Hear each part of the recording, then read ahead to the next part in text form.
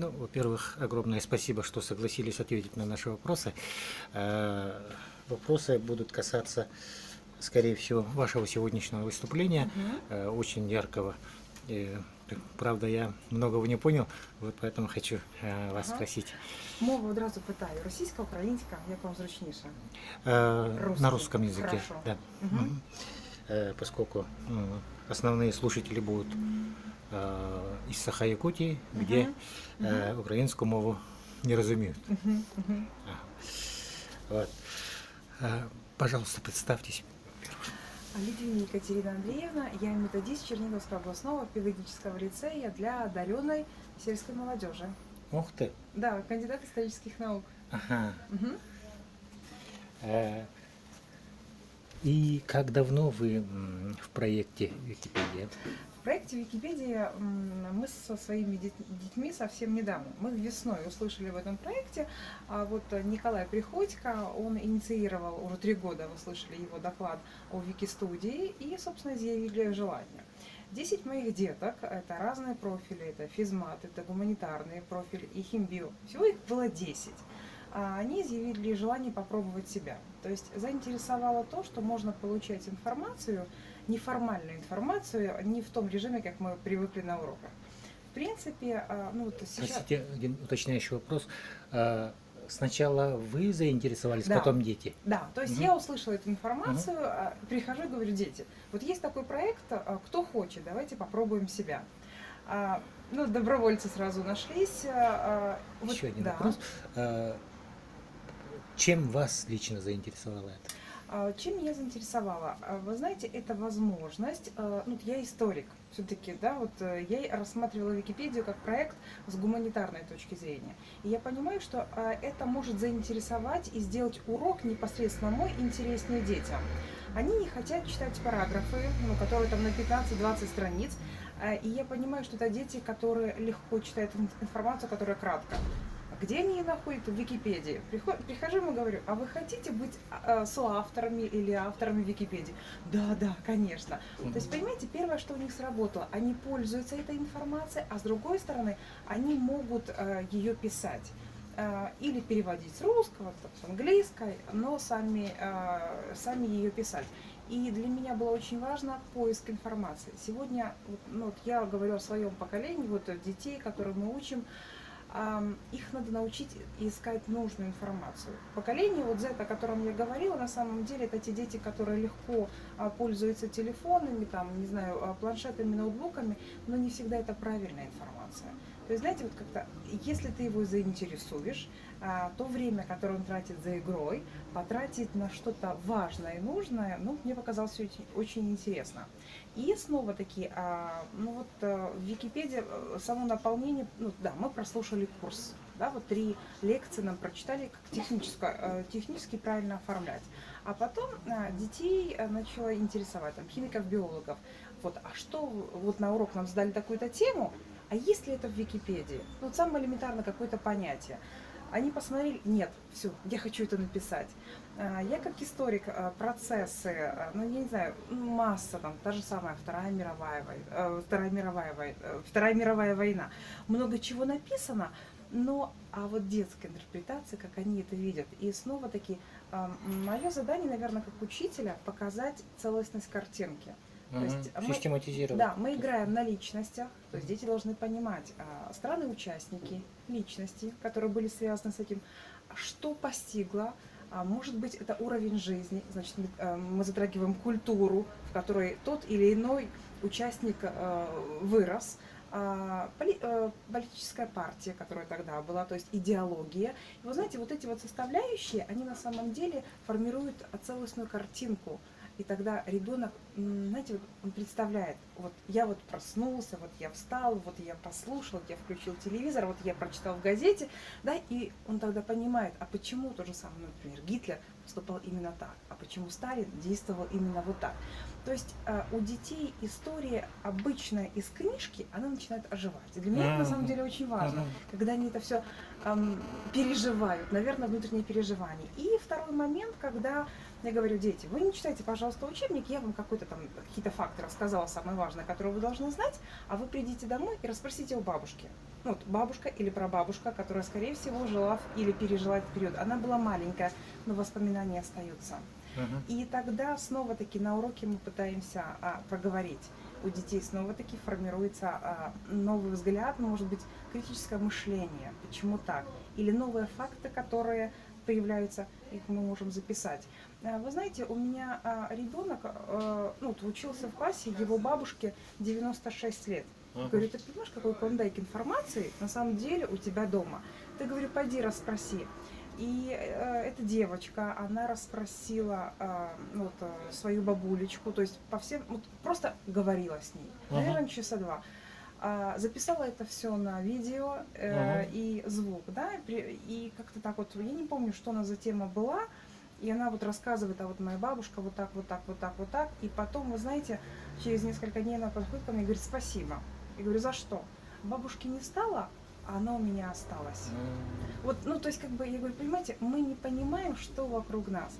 Сегодня снова-таки, ну, вот мы слышали доклад о Вики-экспедициях, я своих детей инициирую самих. Говорю, мы пишем работы научные в Малую академию наук.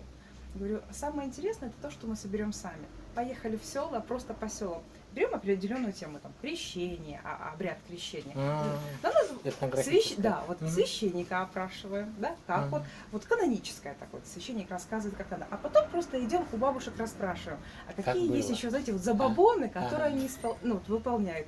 И вот бывает разница 15 километров, одному там в Петрушине рассказывают одно, а в Раище совсем другое. И мы это складываем. И, ну, собственно, ну, мне кажется, вот история, она перестает, я о своем предмете, культура та же самая, ну, у нас есть еще человеки общества, предмет, они оживают. И снова-таки, куда мы это все? В Википедию. То есть ребенок четко понимает, что он на самом деле делает вклад. И сегодня вот со мной трое самых активных, которые ну, выжили, да, из этих 10. Но это дети, которые все лето что-то делают. Вот они интересуются, и им интересно. Но... Между прочим, очень высокий процент конверсии из 10 трое. Ну, вы знаете, ну, скажем так, наверное, это дети, которые на самом деле активно работают. В какой-то степени ну, вот, я не стесняюсь к ним подойти и сказать, ребят, вот у меня есть информация, но я забыла, как технически ее оформить. Помогите мне, пожалуйста. И я вроде как бы опускаюсь до их уровня, может быть, немножко выше. Да. И им кажется, ага, сейчас я подучу. Вот, вот. И у них есть интерес. А когда у ребенка есть интерес, мне кажется, тогда и оценка, мотивация какая-то определенная. Вот эта вот конференция для них стала, я четко понимаю, хорошим мотиватором работать дальше. Потому что они послушали там, послушали там. Я понимаю, сейчас уже конец рабочего дня, они уже устали. Но тем не менее, ну вот даже вот мое выступление говорю, ребята, вы мне нужны будете, да? Вот ты поможешь тут, ты поможешь тут. Да, мы важны. Ну вот этот момент важности детей, ну мне кажется, это, наверное, самое-самое важное. И когда ты сам, не то что образцовый, нет, когда ты живешь этим, интересуешься, дети, они берут с тебя пример. Я за то, что мы давно не учителя, мы товарищи в хорошем смысле этого слова, когда мы друзья в первую очередь. Я не заставляю их, захожу в класс, чтобы они там вставали, мы здоровались. Нет, это абсолютно спокойная там атмосфера.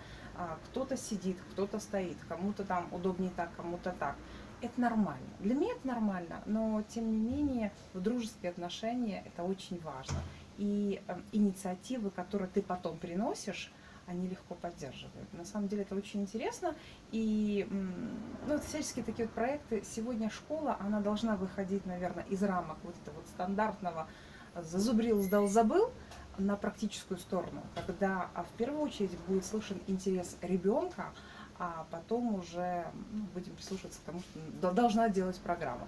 Поэтому я не шаблонный учитель, к сожалению или к счастью, я не знаю. Для меня очень важно, чтобы дети выходили улыбчиво, заходили улыбчиво, у них была всегда мотивация и интерес делать что-то лучше. Ну что ж, я думаю, вашим детям огромное.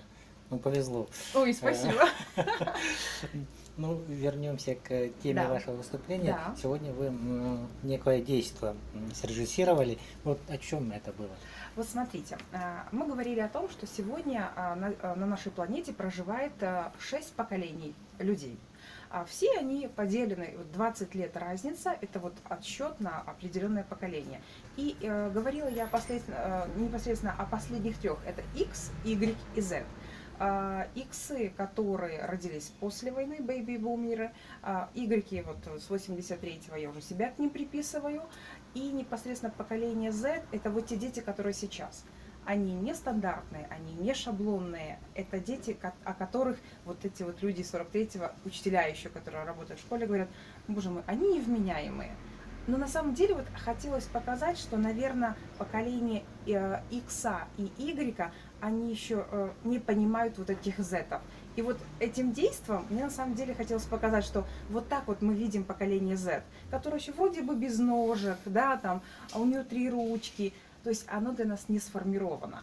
Поэтому это взгляд, наверное, взрослого поколения на маленькое поколение. И если бы мы обыграли бы это наоборот, наверное, они нас бы увидели немножечко по-другому. Поэтому это вот, наверное, крик или проблема того, что мы взрослые, мы на самом деле всегда пытаемся только учить. А почему мы не прислушиваемся? На самом деле вот это вот зеты, они генераторы таких идей. Ну, на самом деле, да. Пусть они слабенькие на ножках. То есть, по-вашему, это не их беда, а наша беда? Это наша беда, что мы их не понимаем. Угу. Мы привыкли все время учить. А как их понимать? С ними надо дружить. Угу. Вы знаете, когда ты доверяешь полностью детям, они начинают доверять тебе. И, наверное, самое важное в педагогике, когда дети доверяют. Когда А не бывало, как бы, так, больно доверие потерять? Вот потерять какой-нибудь доверие. ребенок, может быть, ну, не знаю, не нашли с ним общего контакта, несмотря на ваше дружеское расположение и попытки. Вы знаете, честно, нет. Ну вот как-то, наверное, еще не получилось. Ну вот я на работе очень часто от поколения, которое старше, в том числе это администрация, хотя являюсь сама частью администратора, слышу: Катерина Андреевна, ну так нельзя, должна быть дистанция. Я говорю, у нас дистанция есть. Да, просто она чуть-чуть ближе, но при этом ребенок может прийти ко мне домой, абсолютно нормально. Или я не вижу в этом проблемы. Или бывает так, что, знаете, у кого-то день рождения, они мне говорят: Катерина Андреевна, мы идем к вам. Я могу дать ключи, говорю, идите готовьте, я скоро буду. То есть это вот, ну, доверие. И они идут ко мне не только там проекты какие-то мы делаем, реализуем, на самом деле мы постоянно в каком-то движении, уроки там. А и вот то, о чем они никому не могут сказать. Наш лицей – это дети 10-11 класса, одаренные из области. То есть, по сути, мы их выдергиваем из среды, к которой они привыкли, забираем от мам, пап, и вот они живут у нас интернатный тип, в общежитии. Понимаете, им не хватает иногда, чтобы их обняли, погладили. Ну вот они доверчивы, а то, чтобы разочарование, ну вот правда, не случалось. И вот сегодня снова таки очень хорошо, ну вот, наверное, показатель того, что вот день рождения, и вот я сегодня получаю массу сообщений о детей, которые... У вас день рождения? Сегодня, Витаю. Да? Спасибо, дякую. Все, дякую. И они... Дети, которые выпустились 3-5 лет назад, и они пишут слова благодарности. Вы знаете, ну, наверное, это самая большая оценка, которая, в принципе, ты понимаешь, что ты, наверное, делаешь что-то правильно, потому что, ну, вот, тебе просто говорят спасибо. Хотя иногда, вы знаете, очень переживаю, когда приходят, говорят: а как вы думаете, кем мне быть? Вот куда мне пойти? Я начинаю представлять, вот как я вижу этого ребенка. И вот думаю, главное не навредить. Вот я его вижу так, а он как? Ну, пока, я не знаю, это чуечка, это боженька, я не знаю, но слава богу. А вы думали как-нибудь свой опыт распространить, не знаю, разложить по полочкам, чтобы людям было другим понятно и использовали ваш опыт, другие учителя? Не знаю, книжка, методичка или... Ну, честно, я не думала, потому что, наверное, в моем случае это образ жизни. Ну вот я такая, потому как это мой образ жизни. А этот образ жизни сформировался под влиянием родителей или? У меня мама была педагог. К сожалению, мамы уже 2 года нет, но вот частично она, наверное, да. У нас мамины студенты были студенты, ученики, она работала и в вузе, и работала в школе. Теперь, собственно, я повторяю частично ее судьбу. И вот мама, у нас всегда были гости, дети. Я ей говорила, говорю: мамочка, я у тебя расту как бурьян при дороге, у тебя никогда на меня времени нет. Ну, то есть, но тем не менее я понимала модель поведения, доверительные отношения. Вот, вы знаете, когда мамы не стало, когда, ну вот уже момент погребения, и когда я вышла на улицу, вот я увидела эту толпу людей, я просто поняла, что это ее воспитанники. То есть она жила правильно.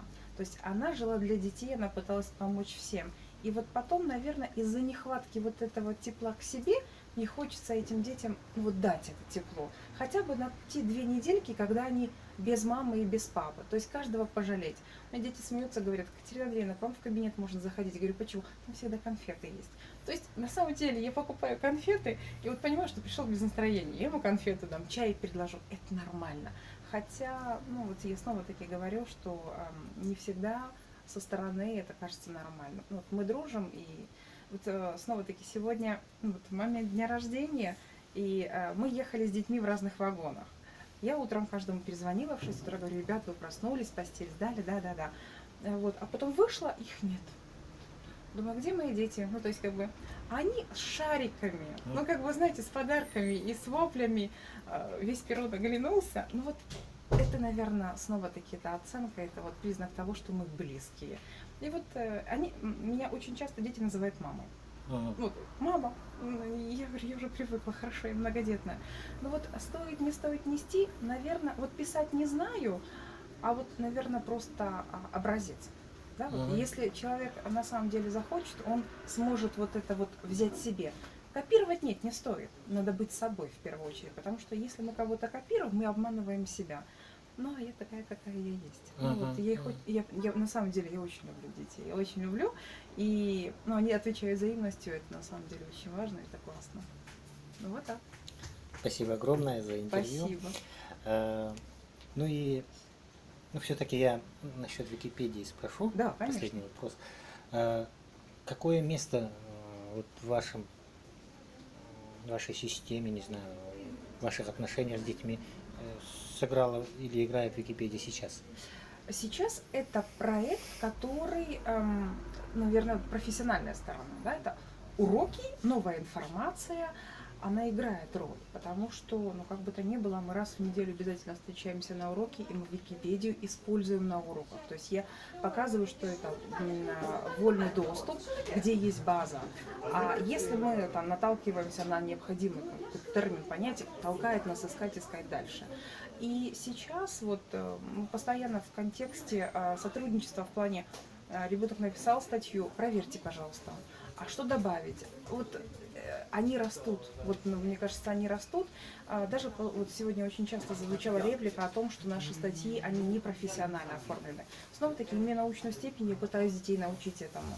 Но на основе Википедии оформление вроде бы казалось мелочь, а на самом деле это точечка, это там ковыречка, это вот такие вот моменты дотошности, которые должны быть.